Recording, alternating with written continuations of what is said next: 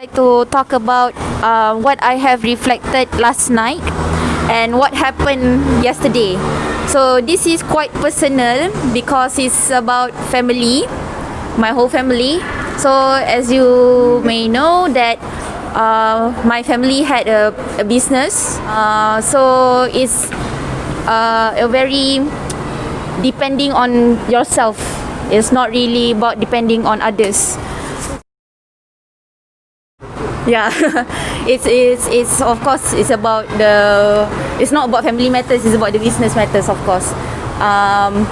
Then and what I can see is things that I actually take for granted are working in a company ataupun sebuah NGO yang that will give you a monthly a secure job that we will have a monthly salary. So when we have this kind of contract 1 year, so monthly kita we will secure lah, okay. And then kita setuju dengan kontrak tu dan kita dapat. But for business, this kind of my family business, kalau if you tak ada project, you won't get any sense. So they have to work and work and work, like in all areas. Everybody in the company, every person, every workers in the company have to know all areas in the company. So they have to know, all of them, they have to know about marketing, they have to know about the human resources, they have to understand about the administration work. So they take the participation in all kind of areas. So what I would like to emphasize on at this time is actually about the differences of our working culture. As I said, that we kind of taking granted when we have this monthly salary that is secured is very totally different than the people who are depending on themselves. They are not depending on others. So we can see if we have I'm quite bersyukur or very grateful to have this job here because it's really in my passion. But also secondly, yes, it is secured. Tetapi one thing that I should not take for granted is being competitive. Competitive means kita kena have a higher, kena ada KPI, ataupun kena achieve, have to grow further. So I think things that I should be in this company is to learn more, not just in teaching area, not just what I have been agreed in the contract, tapi I have to learn further and further to understand the whole context of this company and what it is for, the vision and the mission. So, sorry? Which company? This company. Yes, company. So you consider it as a local company? Huh? You consider this is as a company? REC? Company means organisation, macam tu lah. So company doesn't mean not actually business lah. Not for business lah. So company is actually means in general lah. Okay. So what I want to emphasize is not to take this for granted. And if we take this company as our family, we would think as a whole, just like Tuan Azam and Cik Ina, what are their concerns, what they've been thinking about. If we are likely to think about them, we can actually understand the whole context of this school, and we can have more tolerance, be more tolerate in and give and take about jobs, about tasks that we are given, and not taking it as one of beban apa? Burden, as a burden. When we it's not as a burden to when we receive one kind of task or job from Cik Ina or Tuan Azam. So we should not feel that kind as a burden lah. We have to understand why does she ask us to do like video production, for example. Kenapa kita kena buat benda ni extra. Oh. Yeah, so just like Cikgu Ali always say, we have to go extra mile, take extra mile.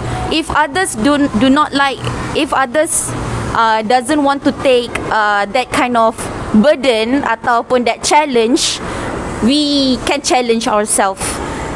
This is not to prove that we are better than others, but actually this is to feel that we are one family, we are this one company, we are together in this. So maybe we are not from the same womb or not in this under the same mother, but we are still human, right? We are still between Muslims lagi, and we are teachers. We are carrying this weight, we are carrying this vision and mission, not only about Cik Na and Tuan Azam, but also this is the vision of Ummah. This is the vision that we want to educate our Muslims, our Rohingya refugees yang tak ada, that those who are not have this kind of education opportunity, and we are trying to giving them, are we giving them our best or just at par? So this is a challenge for us to not taking this as for granted, because we are not in this medium of survival. Kita mungkin we are maybe in comfortable zone. I hope we are not. I hope we are not feeling that kind of way. And when we are getting out of from our comfort zone, inshallah we can get more. So do not be afraid. And I think I'm speaking this for myself as well.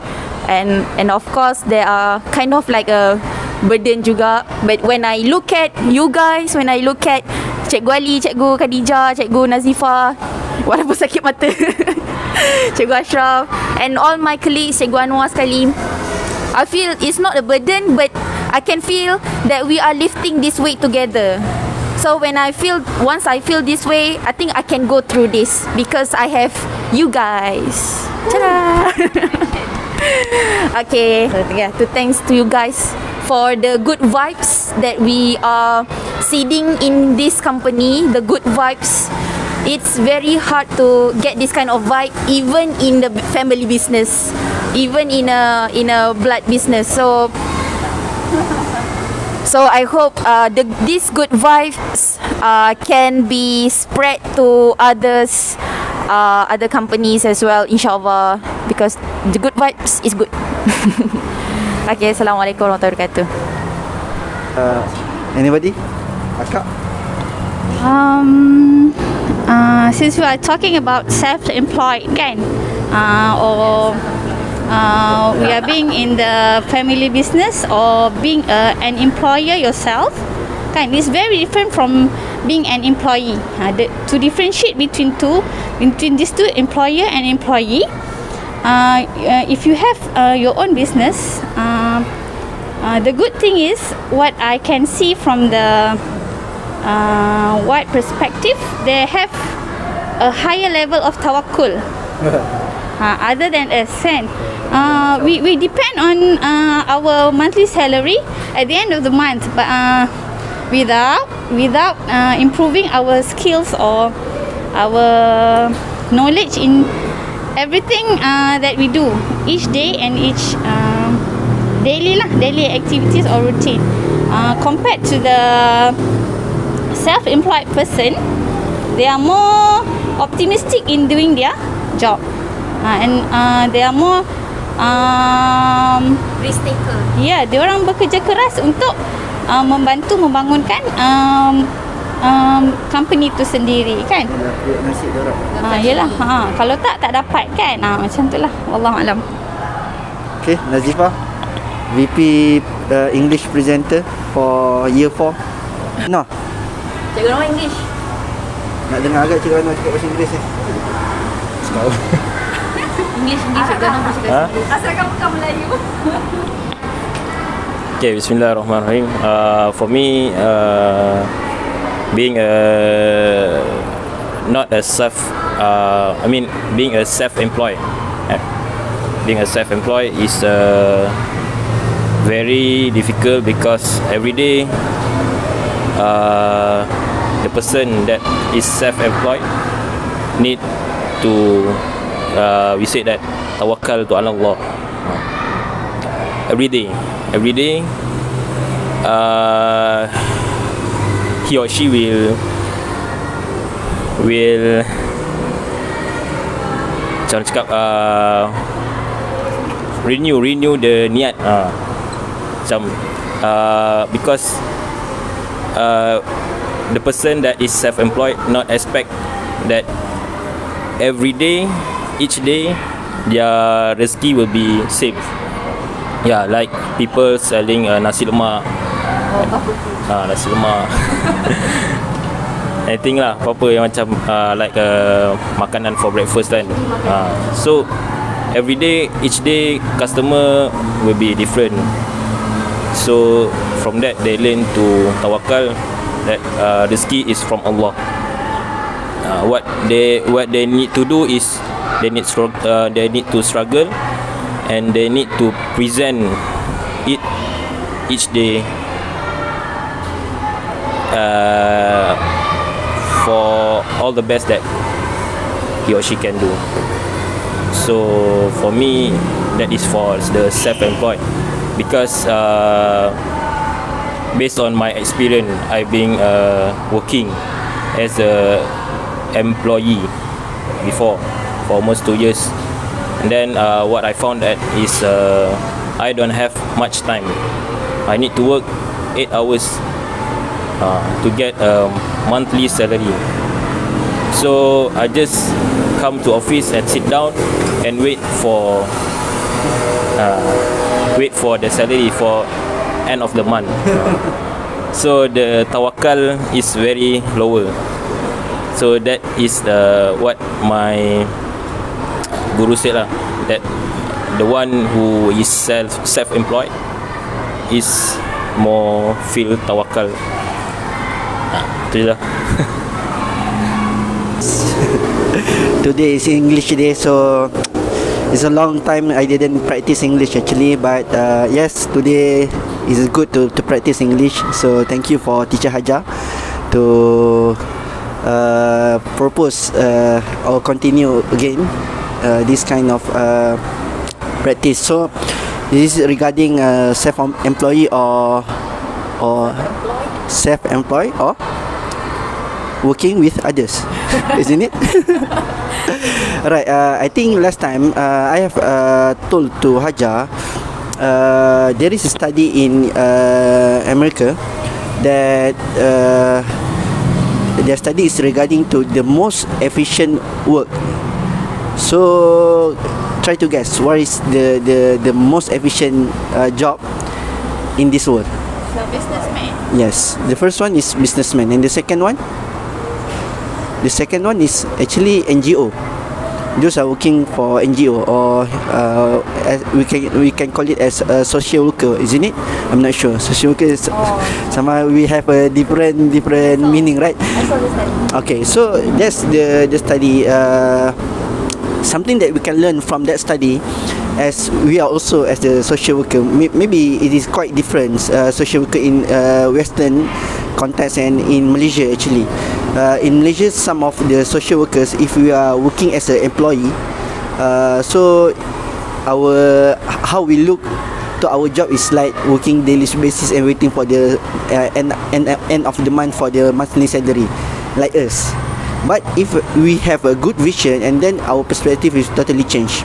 It's different to the Western mindset. If they join the social worker as their daily time, the month, how we call it, as their job, they choose NGO as their job.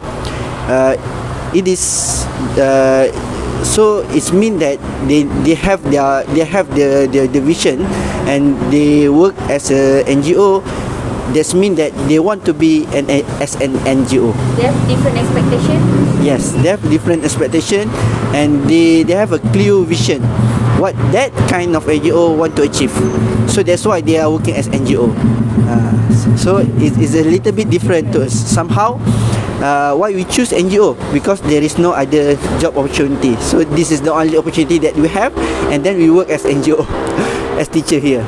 Maybe there is some of us, but in Western, you must have the vision first, and then you work.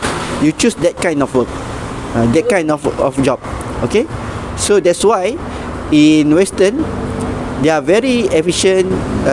They are very dynamic, and they are very, I think, they can achieve a lot of things like businessmen. So why businessman is number one is, no wonder their orientation is for the money. So they are looking for their target, their aim is for to be rich, to have a profit, and that's why they are very efficient. We call it as something that can, what we call it, benda yang merangsang, something that can push them. What catalyst, isn't it? There is a term like booster, something that boosts them to work hard. Why? It is because of the profit and money. That's for businessmen, but it is different to NGO. Something that boosts those who are working in as an NGO is the vision to help to change. That vision boost them to be very efficient workers. Alright, so that's that's all for my sharing. Okay, alright. So we must be proud working as NGO. So don't worry. This is, hopefully this is not our second, we call it second choice. This is our first. Why we choose it? Because of we have vision. We want to aim something, which is for right now the new Rahian, right? Okay. So that's all. Something beyond salary. Huh? Something? Something beyond salary. Beyond salary, yes. Okay.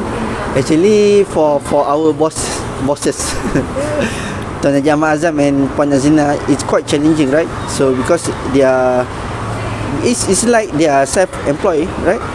So they have around 50 staff. They have to try very hard to figure out money to feed, to give the salary, and then to maintain the schools, 5 schools throughout the nation. So it's quite hard to, quite challenging. Okay. The point is, are we working by chance or by choice? Of course, by